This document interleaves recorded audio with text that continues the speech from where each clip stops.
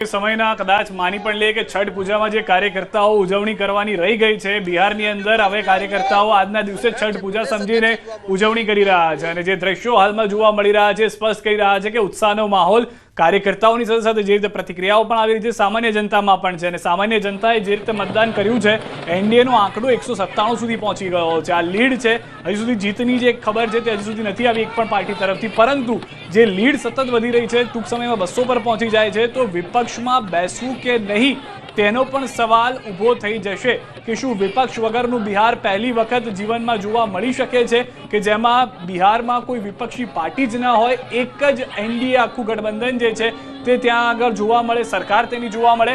અને આ ખુશીના દ્રશ્યો એ માટે પણ છે કારણ કે પહેલેથી જ કાર્યકર્તાઓને કહેવામાં આવ્યું હતું, સવારથી કેટલાક નેતાઓની પ્રતિક્રિયાઓ પણ આવી રહી હતી કે સંયમ વર્તવાનો છે, જે જીત પણ થાય છે તેઓ કોન્ફિડન્ટ હતા કે એનડીએની જીત થશે પરંતુ સંયમમાં રહેવાનું છે। પ્રતિક્રિયાઓ આવી રહી છે। कोटि कोटि प्रणाम।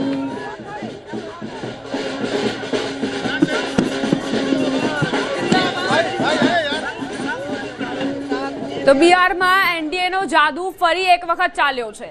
भले नीतीश कुमार ने लईने विपक्षे घणा एवा आरोपो मूक्या के तेओ वैसाखी पर चाली रह्या छे। आ सरकार जे अफसरशाहीनो पुरावो आपी रही छे, अधिकारीओ आ सरकार चलावी रह्या छे, परंतु बिहारनी जनताए फरी एक वखत साबित कर्युं छे के तेमने तो सत्ता पर नीतीश कुमार ज जोईए।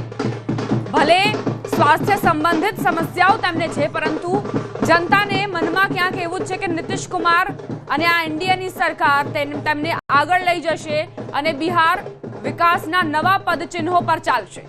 અને એ વાત પણ સ્પષ્ટ છે દીપા કે ચલો તમે હેલ્થની પણ વાત કરી રહ્યા છો, પરંતુ તેમની સાથે કઈ પાર્ટી છે? એવું નથી કે એકલું નીતિશ કુમારની પાર્ટી લડી રહી છે, તેઓને ખ્યાલ છે કે અહીંયા આગળ 5 પાર્ટી ભેગી થઈને લડી રહી છે એનડીએમાં કે જેઓ પાસે સબળ નેતૃત્વ છે। આજે કોઈ એક નેતાની તબિયત નાજુક થાય છે, નાદુરસ્ત થાય છે તો તેમની પાસે બીજા એવા નેતાઓ છે કે જે બદલી શકે છે, તેમની જગ્યા લઈ શકે છે। મોટા સમાચાર હાલમાં મળી રહ્યા છે, નિમોનો ચાલી ગયો જાદુ, એટલે કે નીતિશ કુમાર મોદીનો જાદુ ચાલી ગયો છે। બિહારમાં બાજીગર બન્યા છે નીતિશ કુમાર। સૌથી મોટી જાણકારી જે મળી રહી છે 2010 કરતા સૌથી મોટી જીત માનવામાં આવી રહી છે। 15 વર્ષનો એ સમય, 20 વર્ષ બાદ પણ નીતિશ કુમાર પર ભરોસો અકબંધ જોવા મળી રહ્યો છે। જે કહ્યું તે કર્યું તે મુદ્દો ચાલી ગયો હોય તેવું જનતાના આ મતદાનથી લાગી રહ્યું છે।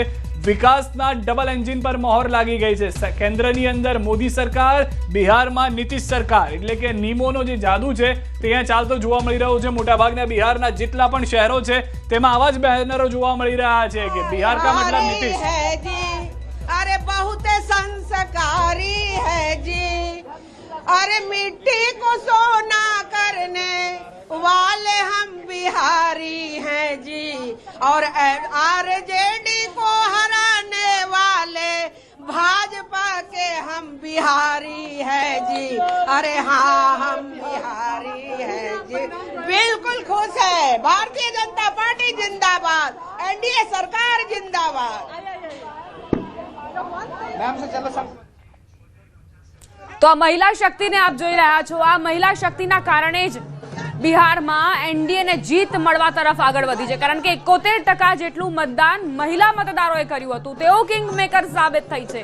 કદાચ નીતિશ કુમારની જે યોજના હતી મહિલાઓ માટેની, જે 10,000 રૂપિયા તેમણે ચૂકવ્યા છે, તેનો જ આ પરિણામ નીતિશ કુમાર અને સાથે જ બીજેપીને મળ્યા છે।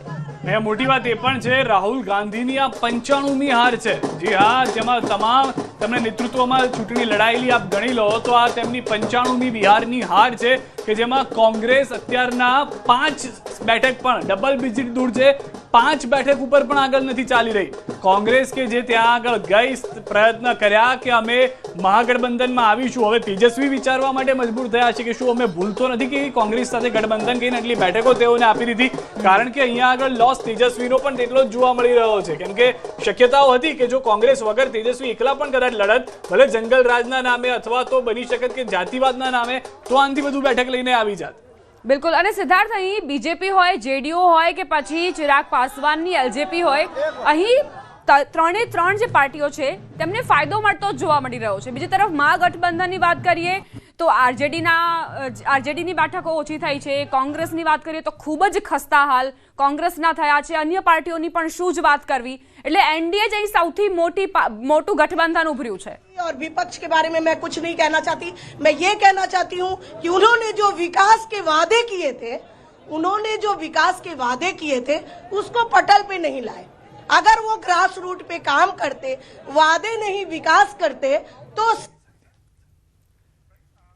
હાલના જે દ્રશ્યો આપ જોઈ રહ્યા છો ઉજવણીના એ દ્રશ્યો છે, પરંતુ આ ઉજવણીની પાછળનું કારણ છે બિહારની જનતા। હમણાં જ એક બિહારની મહિલાએ કહ્યું હતું કે બિહારી જે વસ્તુને અડે માટી હોય તેને સોનું બનાવી દે, તો તેવું જ કંઈક થયું છે એનડીએ સાથે કે જે પાર્ટી પહેલા બેઠકો નથી જીતી તેનાથી પણ વધુ બેઠકો જીતીને આવી રહી છે, અને એ આંકડા સુધી એનડીએ જઈ રહ્યું છે કે જે ભૂતકાળમાં ક્યારે એનડીએને આંકડા નથી મળ્યા। 197 બેઠક સાથે જઈ રહ્યું છે, અને આમાં કેટલાક ગુજરાતના નેતાઓનો પણ હાથ આપણે માનવો પડે, જેમ કે CR પાટીલ કે જેઓ ત્યાં આગળ ગયા, સહપ્રભારી બન્યા, કેન્દ્રીય મંત્રી તરીકે તેઓ હતા, ગુજરાતનો પોતાનો અનુભવ લઈને ગયા અને એવી બેઠકો જીતાડી કે જ્યાં આગળ ભાજપનું જીતવું મુશ્કેલ માનવામાં આવતું। તો અમિત શાહ જાય છે, સભાઓ કરે છે, જેટલી જગ્યાએ સભાઓ કરી ત્યાં આગળનો સ્ટ્રાઇક રેટ 100ની આસપાસ જોવા મળી રહ્યો છે।